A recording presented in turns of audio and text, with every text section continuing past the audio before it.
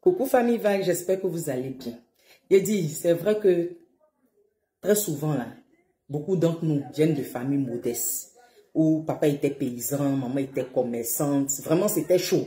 On a même marché à des kilomètres pour aller à l'école où on venait à midi, il n'y a pas de nourriture. Pour certains, mais il n'y a pas de nourriture. Pour d'autres, mais c'est niam bouilli simple. On met huile dessus, on mange deux fois, mais il n'y a pas d'huile. Tu manges niam la simple. Ou bien riz blanc, tu fais piment en poudre, avec une magie dedans, un peu d'huile rouge, on met sur riz et puis on mangeait. Comme on le dit là, on a ni mis galet, c'était chaud. On a regardé tout ça, on a bossé dur. Aujourd'hui, Dieu nous a fait grâce, on a un boulot, ça va chez nous, comme on le dit là. On a envie de protéger nos enfants. On n'a pas envie qu'ils connaissent les mêmes réalités que nous. On veut leur offrir le meilleur. Mais en voulant leur offrir le meilleur, là, faisons attention. Parce que très souvent, on passe à côté de leur éducation. En voulant trop leur donner, en voulant trop les mettre à l'abri du besoin, on les gâte, on les pourrit. C'est pas normal qu'une fille de 14 ans, une adolescence de 12 ans, 14 ans, ne sache pas cuire du riz. C'est pas normal qu'elle ne sache pas faire des omelettes. C'est pas normal qu'elle ne sache pas ranger sa maison. C'est pas normal que toi, parent, même tu parles.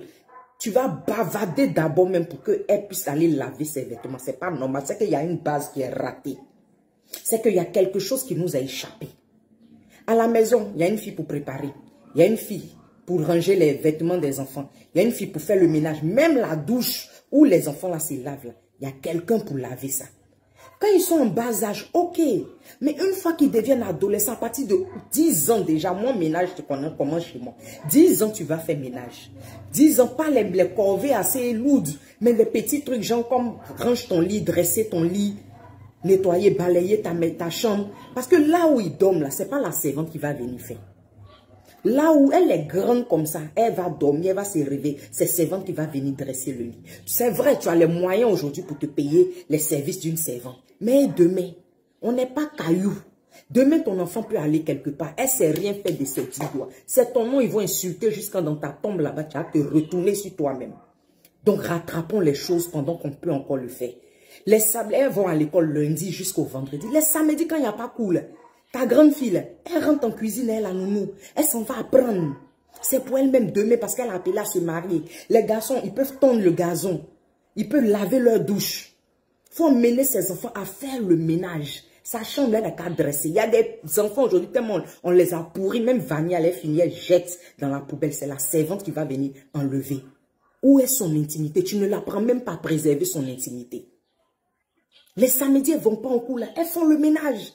Tout le monde descend. Toi-même, maman, tu as la tâche pour leur montrer. En tout cas, si tu n'as pas d'occupation, tu descends la tâche pour leur montrer que c'est comme ça qu'on fait. Et c'est ainsi que les enfants grandissent avec de bonnes valeurs. Demain, elle devient une bonne mère. Demain, si elle n'a pas de servante, elle sait tout faire. Demain, si elle n'a pas quelqu'un pour l'épauler, elle peut tout faire. Parce que tu lui as appris. Mais quand on veut protéger nos enfants, deux fois l'école même à 2 pas de la maison, ils ont chauffeur. Ou bien ils vont en car.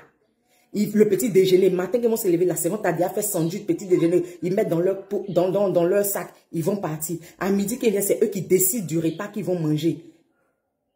Vous leur donnez tout et demain. Deux fois, là, tu as la possibilité de donner à ton enfant. Et puis, tu le prives. Pour lui montrer que c'est pas toujours qu'on a forcément ce qu'on veut. Il faut que les enfants, vous emmenez nos enfants à assumer leurs responsabilités après nous. Pour l'instant, tu as envie. Tu as la possibilité de leur offrir. Mais pense à demain. Préparons nos enfants à l'après-nous. À être des futurs responsables de demain. À être des personnes matures de demain. Tout ce qu'on reproche aujourd'hui, en tant qu'adulte, les tares de la société qu'on décrit, c'est parce qu'il y a erreur dans l'éducation de l'autre. Que ça devient un poids pour la société. Donc, c'est à la maison que se prépare l'avenir de nos enfants. C'est dans l'éducation de tous les jours. Un enfant arrivé à 10 ans doit pouvoir faire quelque chose de ses doigts. Il doit pouvoir se prendre en charge. Il doit pouvoir ranger ses affaires. Il doit pouvoir classer ses vêtements. Il doit pouvoir laver sa douche à partir de 12 ans, 15 ans. Un enfant doit pouvoir laver sa douche. Donc c'est en cela que je voulais nous interpeller. Ne gâtons pas nos enfants, même si on en a la possibilité. Souvent, là, tu regardes ton enfant et puis tu appliques des mesures drastiques. Ça te fait mal, hein? Mais c'est pour lui-même, c'est pour son bien demain.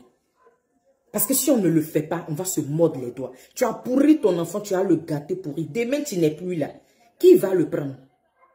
Quand à ton funérail, même on dit, voilà ça.